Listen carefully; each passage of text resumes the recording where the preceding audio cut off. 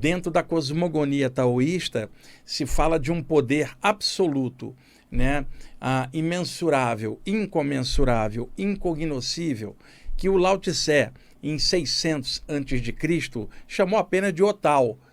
Na verdade, não há uma tradução específica sobre o Tao, tanto que o Lao Tse, no próprio Tao Te Ching, diz o seguinte: o Tao que pode ser nomeado não é o Tao, mas é apenas a ideia que um homem tem na sua mente sobre o Tao, já que o Tao é o infinito, o absoluto, não tem como nenhuma mente relativa aqui humana, como a minha ou a sua, entender o absoluto. Só o absoluto compreende o absoluto, absolutamente, se é que eu posso cometer essa redundância, esse pleonasmo aqui com a palavra Tao. Então, o Lao Tse chamou de Tao porque tinha que, de alguma forma, identificar para que os leitores do Tao Te Ching pudessem entender do princípio vital, a urdidura maior de todas as coisas, o grande tecedor cósmico, gerador de todas as coisas.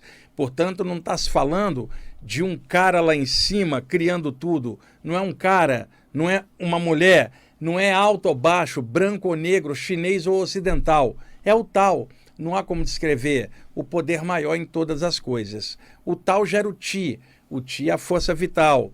Força vital é energia, e na energia tudo se manifesta. Isto vai ao encontro do conceito da física moderna, que nos diz que matéria é energia condensada e energia é matéria em estado radiante. Ou seja, todas as coisas no universo são formas de energia, o que varia o grau de condensação. Muito condensada a matéria, muito sutilizada por a luz. Desde a luz até a matéria, energia. Qi, a força vital, né, em chinês, e o gerador de tudo isso, o Tao. Então, esse grupo uniu a expressão Tao, o absoluto, com a expressão Ti, que é aquilo que o absoluto gera, que é a energia que interpenetra e gera todas as formas e expressões na natureza. E aí esse grupo se chama Tao Chi, juntou Tao, Ti, na verdade, tudo. E eles apenas nomearam assim porque eles despersonalizaram há muito tempo. É um grupo de mentores chineses que plasma a configuração de sábios chineses de outrora por uma questão de condicionamento nosso aqui. Eles são espíritos desencarnados que mapeiam energia de uma forma fantástica, moda o corpo astral deles, o corpo sutil. Um chinês falaria um corpo de Ti, de energia, dotado de alta plasticidade, que plasma tudo que a pessoa pensa sobre si mesma. Então eles podem plasmar a forma que eles desejarem. E como todos, eles viveram muitas experiências em vários locais e outras culturas, mas foi dentro da filosofia chinesa que eles alcançaram a libertação da roda reencarnatória, que um budista chamaria de roda de samsara. E eles então se libertarem dentro da filosofia chinesa daquela época do Lao Tse, 600 a.C., que é a época de publicação do Tao Te Ching. Já naquela época eles se liberaram aqui da necessidade de descer e aprender algo. Eles estavam realizados e a culminância deles foi dentro da filosofia chinesa daquela época. Ou seja, não estamos falando da China de hoje, estamos falando da China do Lao Tse, de 600 a.C., onde surgiu uma pleiade de sábios dentro daquela linha que outrora foi chamada de taoísmo e que era uma filosofia incrível e que com o tempo se tornou, na verdade, uma religião estratificada, em que hoje praticamente nem se fala tanto do Lao Tse, ficou mais dentro de um contexto religioso chinês popular, mas se a gente pegar o Tao Te Ching, 600 a.C. e olhar, é a filosofia taoísta pura, que era ensinada nas montanhas, nos mosteiros chineses antigos, onde a galera ficava lá isolada estudando os ensinamentos taoístas. O Lao Tse, quando mandou publicar, e na verdade o Lao Tse era bibliotecário da corte do imperador até os 40 anos de idade dele. E aí surgiu uma intriga palaciana, um princípio lá de guerra civil, e o Lao Tse, de saco cheio de intrigas palacianas e de politicagens que sempre aconteceram na humanidade, em qualquer cultura, com os altos e baixos das pessoas dentro dos comandos dos povos, o Lao Tse se encheu a paciência daquilo e se retirou. Subiu para o alto da montanha e foi morar numa caverna. Viveu ali dos 41 até os 80 anos, isolado, observando os fenômenos da natureza. E foi ali que ele desenvolveu uma cosmogonia, que seria chamada então de taoísmo. Ele observou as energias na natureza, o dia e a noite, observou os animais e percebeu que havia algo interpenetrante, que era o que gerava o movimento e a manifestação dos seres. A este algo ele chamou de Qi, a força vital. E percebeu claramente que durante o dia, com a ação solar, os seres tinham maior atividade e à noite havia uma maior passividade. Havia um estímulo no ar pela luz solar e havia à noite uma bruma que subia da Terra, diferente da energia solar que vinha de fora para a atmosfera da Terra. E o Lao Tse, então, ao chamar a energia de Qi, ele percebeu que ela funcionava em polaridades na natureza. Por exemplo, o dia e a noite, o homem e a mulher, o seco e o úmido, o claro e o obscuro, aquilo que está para fora, aquilo que está para dentro. E ele começou a classificar essas polaridades em Yang e Yin, sendo que a manifestação do Qi, ela pode ser Yang ou Yin, e a busca do equilíbrio do Yang com o Yin é que era a perfeição para o taoísmo, que seria o equilíbrio dentro da senda do Qi na manifestação da vida. Ele então desce montado no lombo de um boi preto e resolve sair da China.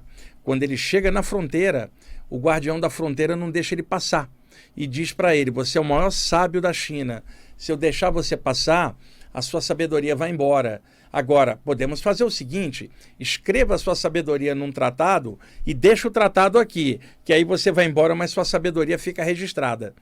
Lao Tse então escreveu um tratado que seria chamado Tao Te Ching, 600 a.C., onde ele colocou estas observações que ele fez entre os 41 anos de idade e os 80, isolado no alto da montanha, e aí ele chamou aquele princípio vital, gerador de tudo de Tao, e chamou sua manifestação de Qi, e o Qi polarizado em Yang e Yin dentro da manifestação da natureza.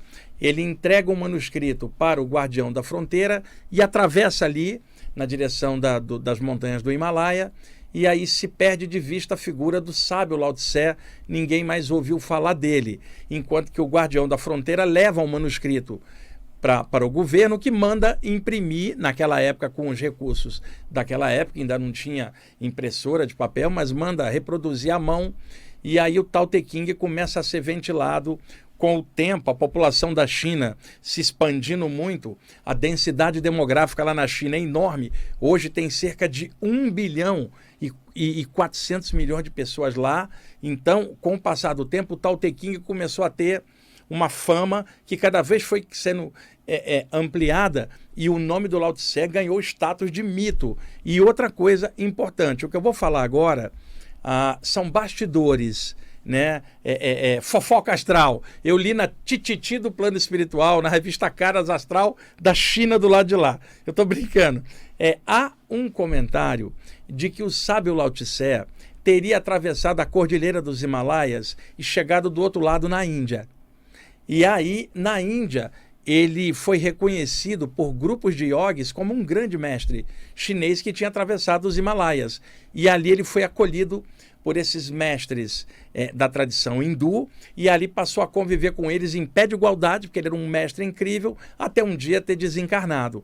Ali, naquele contexto, ele ganhou o nome de Bo Yang.